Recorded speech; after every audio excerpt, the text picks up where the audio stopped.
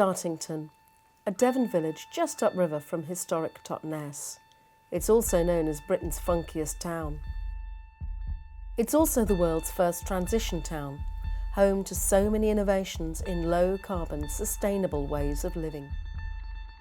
Since the 1930s, Dartington has been shaped by the Elmhursts. They restored the 13th century Dartington Hall and estate, pursuing new experiments in living.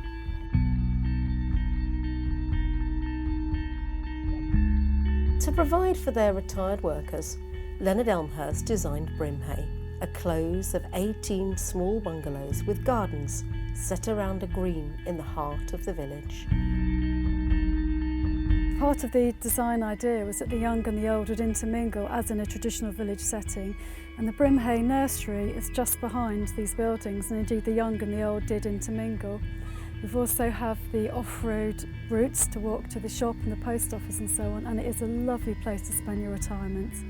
Lots of people use this path, very popular path, and walking through Brimhay, it just does make you feel better, makes you feel good.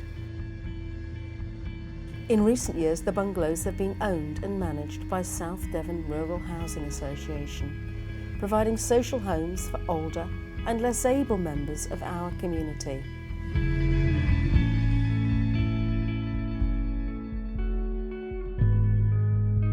In 2014, things changed, and South Devon Rural Housing Association decided to radically redevelop Brimhay and the Wild Valley, the only solution, they said, to upgrading social housing at Brimhay. With almost no community consultation, SDRHA proposed turning this into a densely built site.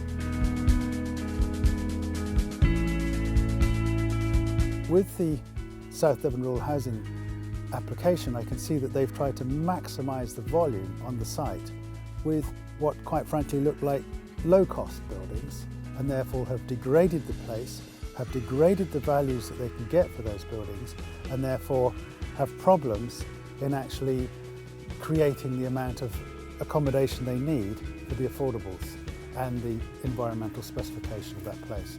And so that's what gives them the fundamental problem, which could be fixed by building in a better, more appropriate way for Dartington. But would the decision makers listen? No. South Devon Rural Housing Association and the local planning authority, South Hams District Council, ignored the views of tenants, ignored the objections of local people, council taxpayers and the parish council, ignored the alternative plans freely offered. They ignored community rights to open space and rights of way. They ignored European wildlife legislation and granted permission for the build on the 1st of July 2015. Over 250 parishioners wrote to South Hams District Council objecting to the original planning application, and we on the parish council supported their objections and were very disappointed in the lack of consultation. I think most of us are frightened of the isolation. Yeah. Because once we're in those little boxes, I mean, we don't go and knock on each other's doors unless we need something or something's wrong. Yeah. We just rely on seeing each other round and about, don't we? Yeah. And that won't happen if we've got flats.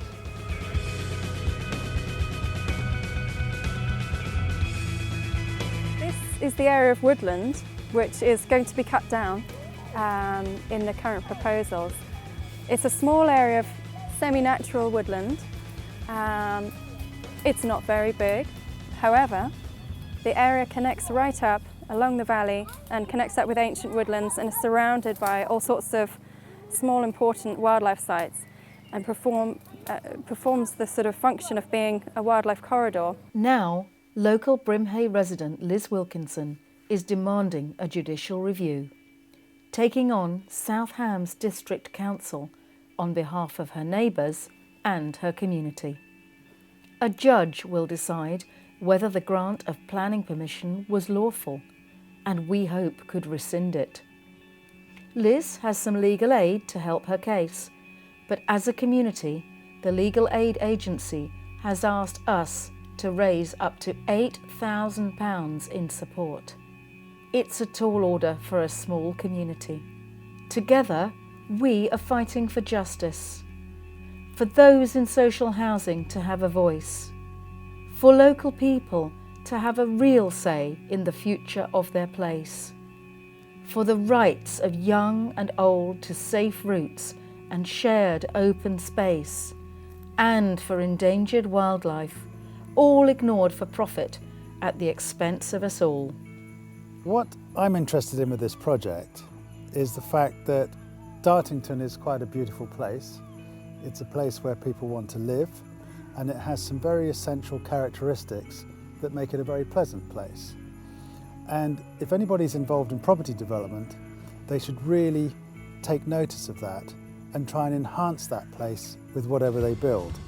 And if they do so, they will create extra value, and that value can then be put into the specification of the buildings and used to support the affordable provision of the accommodation. This active and caring community is working tirelessly to achieve a vision of good development. We are submitting a planning application for Bob Tomlinson's community supported scheme, and we'll work to make it a reality if we win. To lose such a people-centred environment so unnecessarily when there is such a life-enhancing alternative on the table seems madness.